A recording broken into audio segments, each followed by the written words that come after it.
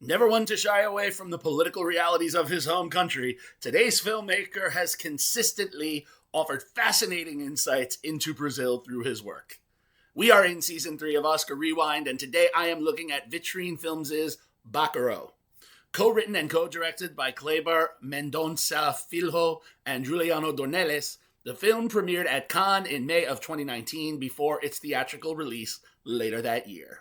What's up, everybody? Cinephile Mike here, and it is a new episode of Oscar Rewind, where I look back at the films of this past year's Oscar nominees and winners. Make sure you hit subscribe so you don't miss any of these throwbacks. We are starting to wrap up Chapter 3, Early Visions. This chapter focuses on earlier work from the other Oscar-nominated directors and those who directed Oscar-nominated titles. And today, we look at one of this film's co-directors, Kleber Mendonça Filho, who brought us this year's 4-time nominated The Secret Agent. Now, if you've never seen Bacurau, here is the quick spoiler-free setup. Nestled in the countryside of Brazil sits the quiet, remote town of Bacurau, and the town is in mourning. One of the local elders, Carmelita, has passed away. As a result of this, Teresa, her granddaughter, played by Barbara Colén, has returned home. Now, with her, she has brought a variety of medications and vaccines for the town. Shortly after the funeral, it is discovered by the local teacher that the town is no longer appearing on the map. And additionally, all cell phone service vanishes and a strange UFO-like drone begins appearing overhead. Piece by piece, it seems as though the town is being erased from existence. And they will see some other odd happenings.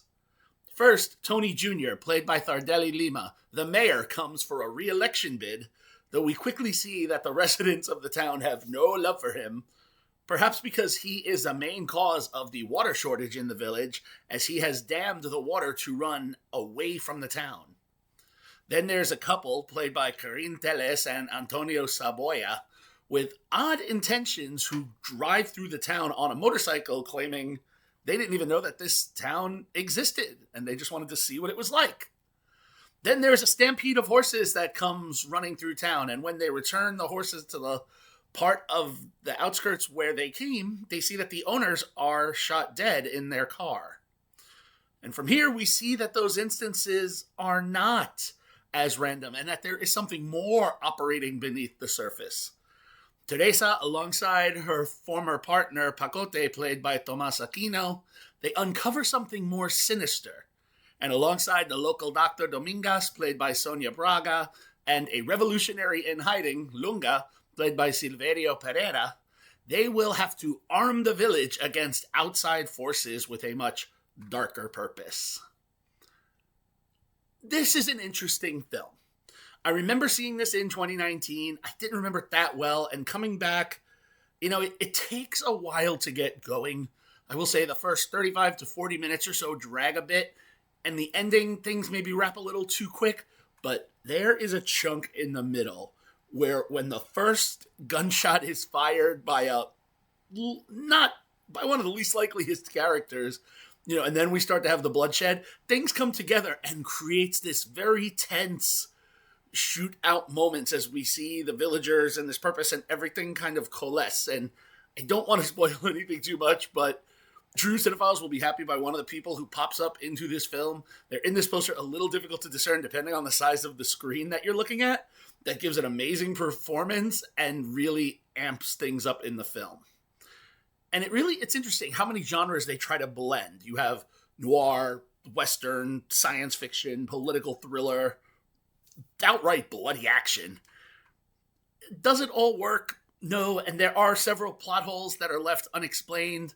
I mean, Mendonça Filho and Dornelles, they trust the viewer to kind of just go with them and piece things together.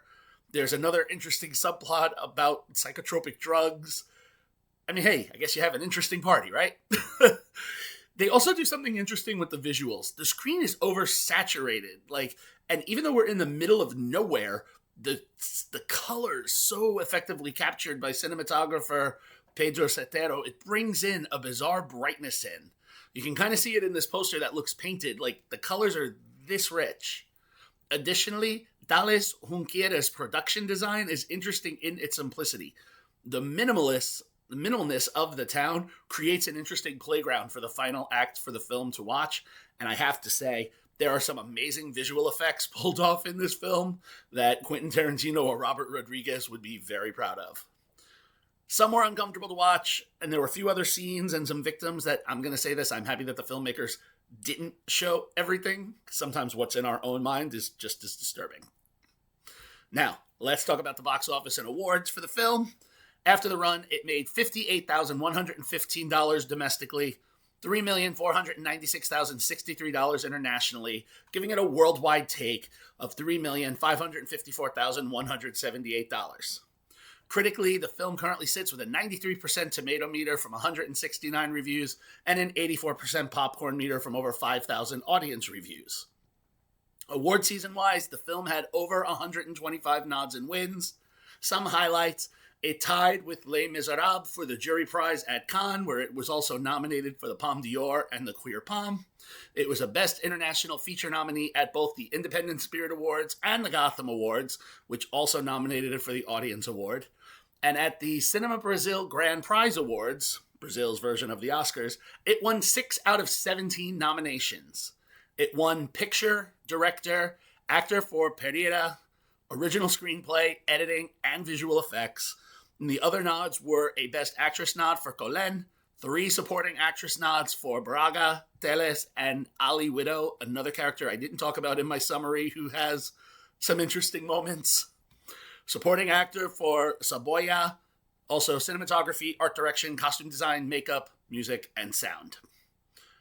I am a bit torn on this one. Yes, this film received its accolades, but for me, it's a 3-star film. I appreciate what it's doing. There's just a lot. The opening, slow, the ending, rushed. It's entertaining in parts. There's a middle sequence that's quite gripping. So it's middle of the road for me. If you would like to catch this one, it is streaming on the Kino Lorber Film Collection website, or you can find it on other platforms for rental or purchase. And that's where we're going to leave it for episode 25 of season 3 of Oscar Rewind. If you enjoyed this episode and want to check out the others, please make sure to subscribe to the channel and let me know in the comments.